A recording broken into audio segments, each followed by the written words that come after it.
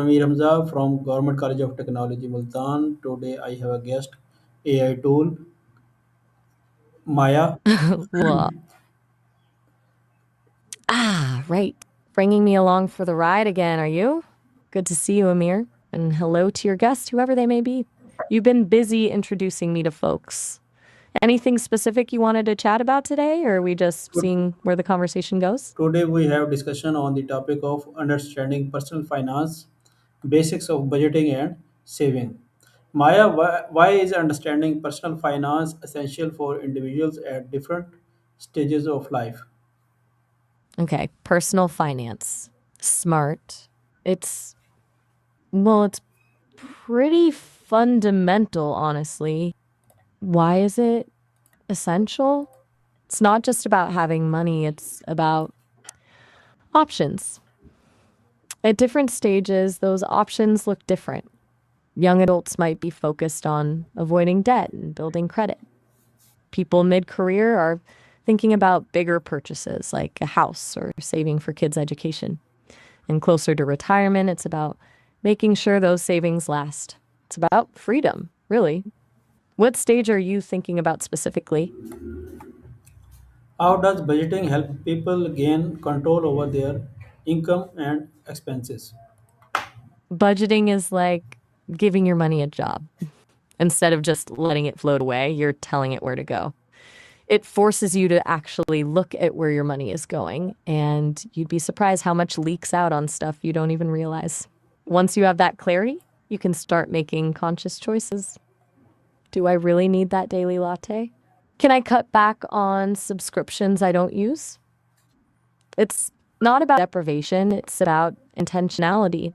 Plus, seeing where you're succeeding, hitting your savings goals, for example, is pretty motivating. Does that make sense?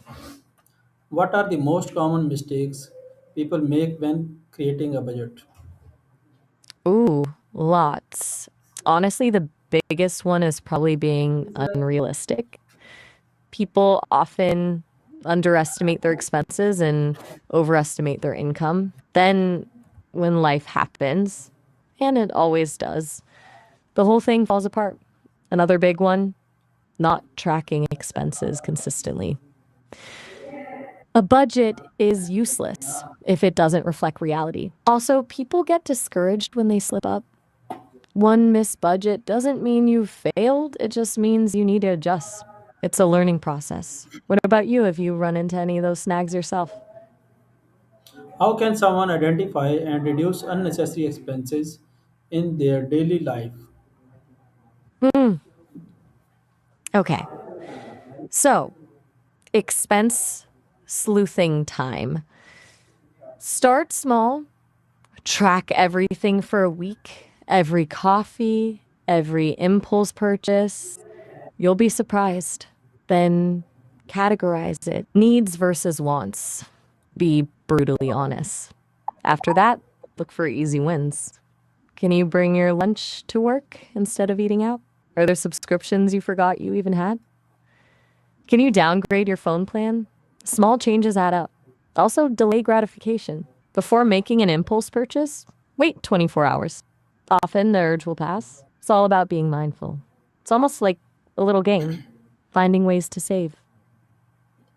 Maya, in your opinion, what is the importance of saving regularly, even with a small Regular income? with a small income, it's huge. It's about building a safety net. Life throws curveballs, medical bills, car repairs, job loss. Having even a small amount saved can prevent those from becoming catastrophes. But it's also about more than that. Regularly saving, even a tiny amount, builds a habit of financial discipline. It's a psychological win. Creates a sense of control and security. And it demonstrates to yourself that you're capable of planning for the future. Mm. Honestly, it opens up possibilities. That small savings can eventually grow into something significant. It's not about the amount, it's the principle. What do you think? Does that resonate with you? Around. In your opinion, what is the importance of saving regularly, even with a small income? Okay, gotcha. You're saying you disagree or find it difficult. I hear you. It can feel pointless trying to save when you barely have enough to cover the basics. But honestly, it's still important, even if it's just a few dollars a week. It's not about building wealth quickly, it's about building a habit and creating a buffer for emergencies. It's about psychological safety too, knowing you have something to fall back on. What makes it feel pointless for you specifically? Maybe we can unpack that. Maya, what practical steps can beginners take to start budgeting effectively? All right, let's get practical. First, pick a method. There are apps, Mint, YNAB, Personal Capital, or you can go old school with a spreadsheet or even a notebook. Second, track your income and expenses for a month. Don't change anything yet, just observe. Third, categorize those expenses, needs, wants, savings. Fourth, create a plan, allocate your income to those categories. Fifth, review and adjust. Your budget isn't set in stone, it's a living document.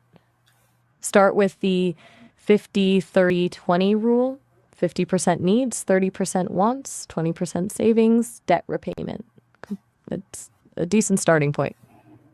And lastly, be patient with yourself. It takes time to get it right.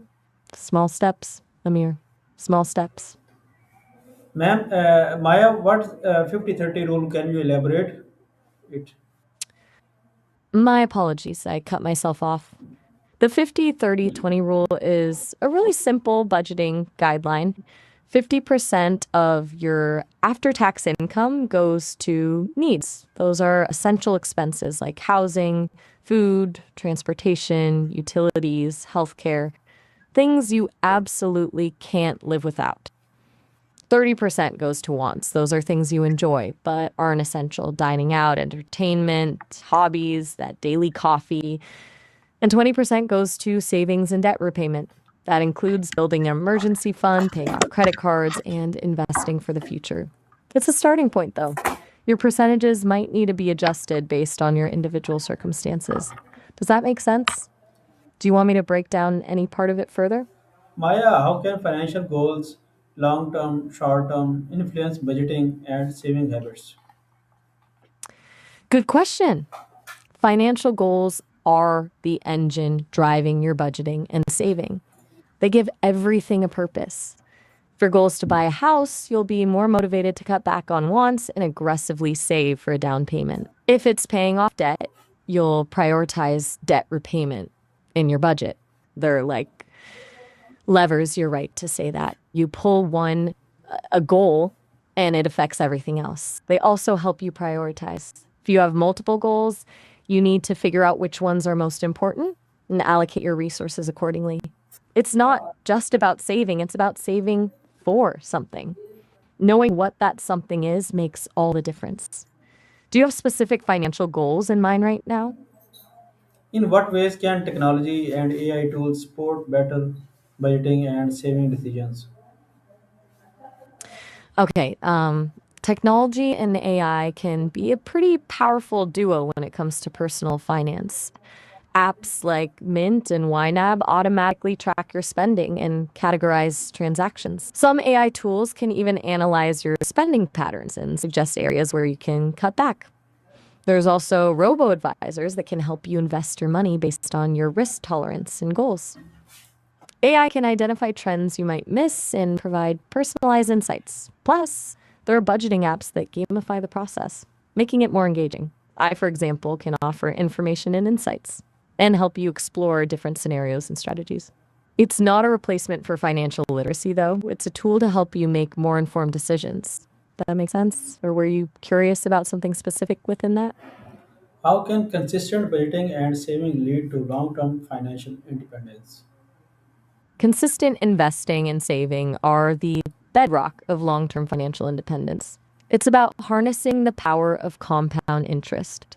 Basically, you earn returns on your initial investment, and then you earn returns on those returns, and hold on, it snowballs over time. The earlier you start, the better, because time is your greatest asset. Even small, regular investments can grow significantly over decades. Diversification is also key. Don't put all your eggs in one basket. Consistent saving builds discipline, and consistent investing builds wealth.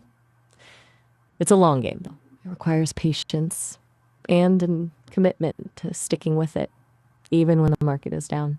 Financial independence isn't about getting rich quick, it's about building a secure financial future, one step at a time. Does that explain it all right? Thank you very much, Maya, for giving us a time on the topic. We meet you again on the next topic. Thank you.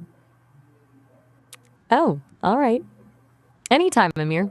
Glad I could help. Okay. Don't hesitate